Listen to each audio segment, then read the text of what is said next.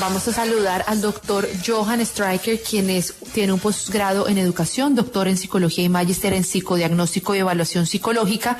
Además es coordinador de proyectos en metodología, evaluación y medición de variables psicológicas en diferentes ámbitos de la población y le interesa mucho la psicología ambiental y por eso es que supimos del tema de la ecoansiedad. Doctor, muy buenas tardes, ¿cómo le ha ido? Bienvenido al programa. Muy buenas tardes, gracias por la invitación.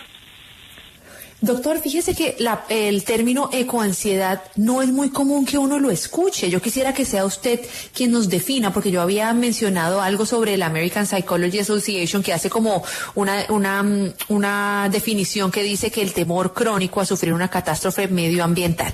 Pero díganos exactamente de qué se trata, doctor. Pues bueno, quisiera empezar justamente con eso. Es un término que se está construyendo.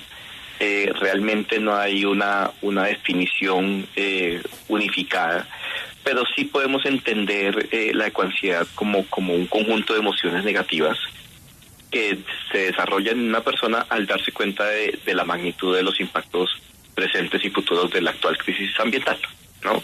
Y ahí es cuando la APA menciona que se entiende como ese miedo crónico a lo que llaman ellos como fatalidad ambiental. Pero es ese conjunto de emociones que se activan, negativas, que se activan al tener conciencia de las consecuencias que tenemos actualmente en el medio ambiente. Bueno, vamos a empezar a poner ejemplos como para que la gente también se sitúe. Bueno, supongamos mi abuela. Imagínense que mi abuela todo el tiempo siente que está temblando. Entonces, mi abuela es de la que va caminando y dice, ¡ay, está temblando! Y luego, ¡ay, está temblando! Todo el tiempo. Doctor, ¿eso es ser ecoansioso? Eso no es ecoansiedad.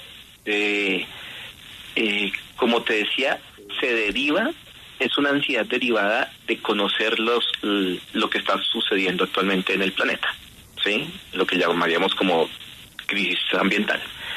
Entonces, es por ejemplo cuando empezamos a preocuparnos por las generaciones futuras, por la falta de agua, por el consumo de energías, ¿no? O cuando nos preocupamos por la extinción de las especies. Ese tipo de situaciones sí estarían más asociadas con lo que podríamos llamar ecoansiedad. ¿Carolina? Bueno, mientras recuperamos a Carolina. Doctor, vale. Otra pregunta. Entonces, sí. Una persona, y en ese orden de ideas, una persona que ha estado en un episodio de estos climáticos, un tsunami, un terremoto, es una persona que de pronto está más predispuesta a tener estos ataques de ecoansiedad, me imagino. Sí, tal cual, Camila. Con mayor seguridad podremos, pues ahí sí tenemos una vulnerabilidad muy alta por tener una experiencia directa. Si tenemos una experiencia directa de un tsunami o que se nos está quemando el páramo muy cerca de nuestro hogar, o cuando sucedió en Bogotá los incendios de los cerros, ahí ya se está teniendo una experiencia más cercana y directa, y eso ya empieza, ya se considera una vulnerabilidad mucho más grande hacia preocuparnos por esos entornos ambientales. Vea, doctor, yo ahorita le estaba contando a Camila que imagínese que a mí me hicieron bullying en las redes sociales cuando era la pandemia porque yo me dedico a nutrición y a health coaching, es decir, todo lo que tiene que ver con salud. Y yo saqué una cajita de icopor, doctor, para mostrar el contenido que tenía una comida. Yo quería mostrar el contenido de la comida, pero como siempre usted sabe que la gente observa lo que quiere observar, miraron fue la cajita de icopor. Entonces me empezaron a hacer un bullying en redes sociales, que era una irresponsable, que cómo utilizaba icopor, que eso era una falta de respeto, o porque utilizaba plástico. Pero cuando uno va a un restaurante, doctor, uno no les puede decir, hágame el favor y me lo da en caja de vidrio o en caja de cartón, si no lo hay, se lo entregan a uno. Sí. ¿Ahí esa persona tendría ecoansiedad? Si te preocupas, en ese caso, si tu preocupación, si tu miedo está en el efecto que estás causando con ese icopor, por ejemplo, ¿sí? Cuando tú dices no debería, recordemos que aquí es la conciencia de esos efectos o de esos impactos. Entonces es como, no debería yo usar icopor, no debería haberlo recibido. Y empieza esa preocupación y empiezas como a rumiar, a darle vueltas al tema, y a empezar a sentir como impotencia, frustración, como, pero ¿por qué me entregan este material? ¿Por qué no dan de otro tipo de envases pues biodegradables? Hay empleabilidad esa ansiedad nos puede motivar a cambiar a otros, a enseñarle a otros, a corregir a otros, como para para divulgar mejores opciones para ser más sostenibles. En este caso tendremos que preguntarle a ella si realmente se siente muy agobiada y preocupada por el medio ambiente para hacer todas esas actividades en casa, que es posible que sí. Bueno, doctor, pero ahora digámosles y hablemosles a las personas que son ecoansiosas para que se sientan identificadas y para que también empiecen a decir, oiga, sí, puedo ser yo esta persona. ¿Cómo afecta el clima a la salud mental? Específicamente, ¿cómo se deben sentir ellos?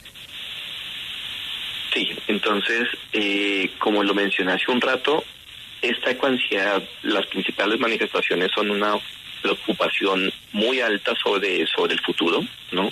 Y sobre las generaciones futuras. Entonces, que manifiestan como ese temor de qué va a pasar y qué le va a pasar a mis hijos o a mis nietos.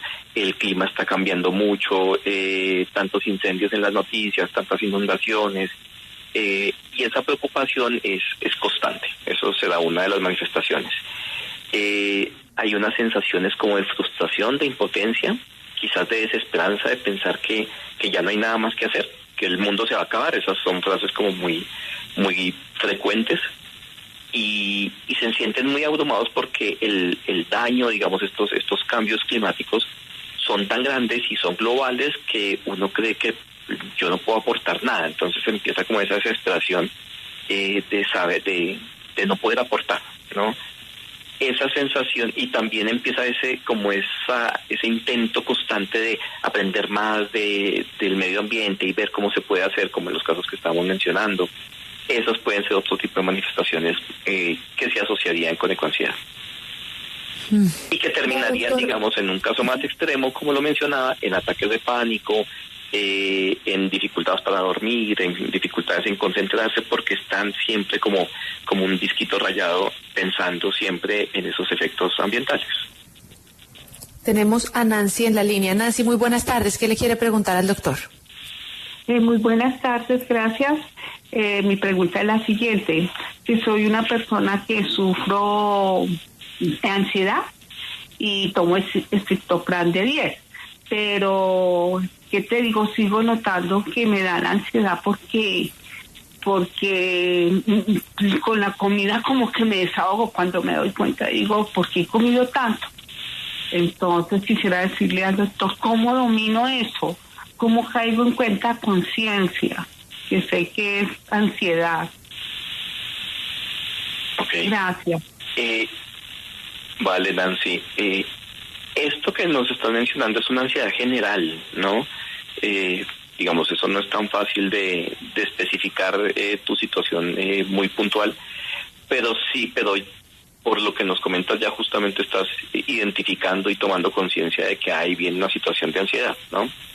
Y la ansiedad en general, esta ansiedad que estás experimentando o reportando, hay alguna preocupación por alguna situación específica en tu vida, ¿no? Entonces empiezan a activarse nuestras emociones que en algunos casos se desarrollan o se solucionan de manera no tan eficiente, en tu caso como con la comida, ¿no? Y por ejemplo, pues en Colombia tenemos en los últimos informes unos datos sobre un 19%, un poco más, un poco menos, de casos de ansiedad. Es muy difícil dar consejos sobre cómo, sin conocer el caso, sobre cómo ayudarte, pero sí prácticas como la respiración consciente, el ejercicio, ayudan demasiado a solucionar o a bajar un poco esos estados de ansiedad. Doctor, ¿cómo puede hacerle frente a una persona que sufre de esta enfermedad? ¿Qué tiene que hacer? ¿A dónde tiene que ir? ¿Tendría que tener psicólogo, psiquiatra? ¿Qué tendría que hacer? Vale, primero entonces aclarar, como decía en un principio, que es un término que está en desarrollo. Hasta ahora estamos encontrando a nivel mundial este tipo de manifestaciones muy relacionadas con el medio ambiente, y en ese sentido no es una enfermedad todavía, no es un conjunto de manifestaciones muy específicas que se están dando cuando nos preocupamos por el medio ambiente. Pero claro, ¿qué podemos hacer? Aquí las recomendaciones pueden ser muchas, ¿no? Esta preocupación por la situación ambiental nos pone como en dos grandes dimensiones. Una, voy a hablar de la dimensión individual y ya quizás más adelante la otra, pero es importante, por ejemplo, empezar a reconocer nuestra agencia y que nosotros sí podemos aportar a hacer un cambio frente al medio ambiente. A veces, y normalmente decimos, y si bien es cierto, estadísticamente pues es muy marginal los cambios que podemos hacer una sola persona, es posible que cuando empecemos a cambiar nosotros, empiece a cambiar nuestro entorno, nuestra familia, nuestros amigos, y empiezan a ver como, ok, yo podría hacer eso mismo que está haciendo X persona cercana a mí. Entonces primero será como empezar a reconocer esa agencia, yo puedo cambiar, yo puedo aportar, y ese aporte es valioso para el planeta, ¿sí? Como estaba mencionando ahora en el caso de la llamada, empezar a practicar actos de autocuidado, ¿no? De bondad con uno mismo, y empezar a pensar o a reconocer que uno no es la única persona que tiene estos sentimientos, ¿no? Entonces ejercicios como la meditación, el mindfulness podrían ser muy útiles. Acercarnos también a la ecoterapia, que es en general pasar más tiempo al aire libre y en entornos naturales, ¿no? Caminar por un bosque, los famosos baños de bosque de los japoneses, hacer jardinería, tomar el sol, hacer ejercicio al aire libre. Esos desde el nivel individual serían prácticas muy sencillas que podrían empezar a disminuir estas manifestaciones. Estamos con el doctor Johan Streicher hablando sobre ecoansiedad. Vamos a hacer una pausa comercial en Salud y Algo Más y ya regresamos. Escríbanos sus consultas y comentarios al correo saludyalgomas@gmail.com. Estamos hablando hoy sobre la ecoansiedad. Doctor, si conocemos a alguien que está sufriendo de esto, yo ya tengo varias personas en lista, ¿cómo maneja uno este tipo de tema, pues sin decirle vaya al psiquiatra o vaya al psicólogo, porque hay gente que todavía no lo toma bien, ¿no? ¿Cómo podríamos abordarlo? Sí. Primero es posible que a través de la información y con buena información se puedan entender estos casos. A veces nos preocupamos es porque estamos desinformados, o también porque estamos como muy agobiados de tanta información, por el otro lado, porque puede pasar por ambas caras. Entonces tenemos o tanta información o no sabemos muy bien, y quizás por esos motivos nos preocupamos. Entonces, en ese sentido, unas buenas charlas informadas podrían ser muy útiles a personas cercanas, y la ida, digamos, la visita a un especialista sí estaría sugerida cuando estas manifestaciones, como lo mencionaba al principio, fueran muy intensas, donde ya hay una incapacidad o una dificultad grande para concentrarse, para dormir, para que empiece a dañar o a interferir esa preocupación con las relaciones con los otros. Pero de alguna otra manera, la forma de solventar un poco esta preocupación es actuando, ¿no? Entonces aquí la invitación es para que, si nos estamos preocupando por el medio ambiente, la invitación para nosotros y para cualquiera que esté cercano a nosotros y que esté, digamos, manifestando algo así, es ¿qué hacemos con esto, no? Aquí siempre es una invitación a actuar. Y listo, estás preocupada por la falta de agua en Bogotá. Entonces, ¿qué vamos a hacer en nuestra casa, en nuestra vida cotidiana, que esté orientado al ahorro de agua, por ejemplo? Entonces, ese tipo de cosas que estén cercanas a la acción y a lo que cada uno puede hacer sería la invitación general para empezar a disminuir esa ansiedad.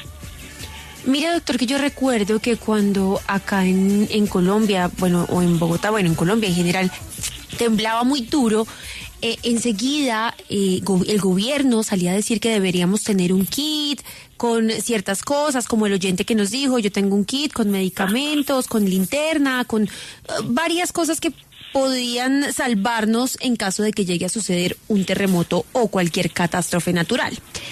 Doctor, ¿esto es incentivar a que la gente se vuelva ecoansiosa o realmente es algo que por prevención sí deberíamos tener? Ahí vuelvo al tema de la información. Si bien pues es importantísimo en una agenda de los gobiernos y como ciudadanos, pues estar preparados y impulsar acciones para promover estas soluciones cuando surjan emergencias, esa información tiene que estar muy bien compartida, ¿no? Y de forma seria y respetuosa. Entonces, en este sentido también los medios de comunicación, ahora pues como redes sociales o los tradicionales, televisión, radio, tienen un papel muy relevante porque es importante la forma en que se da esta información. Y normalmente lo que vemos en las noticias son las catástrofes. ¿no? Los desastres, los incendios en California y las quemas en no sé dónde y la pérdida de biodiversidad en el Amazonas, y se da siempre la parte negativa, ¿no? Y eso empieza a darnos esta señal de que todo está perdido, ¿no? Y que digamos la crisis ambiental es muy importante y que no hay nada que hacer.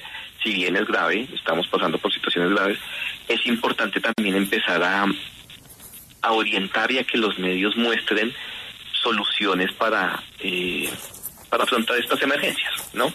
Y mostrar casos positivos, como personas que están haciendo cosas a favor, porque el ejemplo, también aprendemos mucho del ejemplo, ¿no? Entonces, ver a otras personas que ya están trabajando por un futuro sostenible, pues nos ayudaría también a bajar los niveles.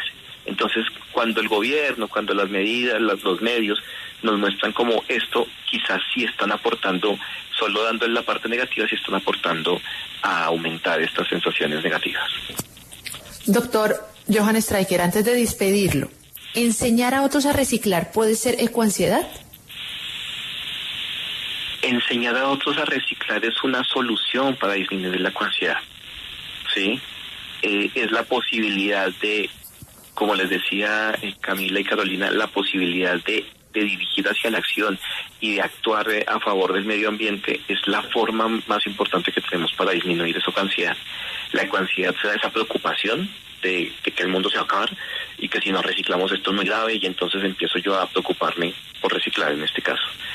Pero enseñar va a ser la solución, y hacerlo, ¿sí? Entonces, reitero, cualquier acción que todos podamos hacer a favor del medio ambiente y en la construcción de un futuro más sostenible va a ser la solución para la ecoansiedad.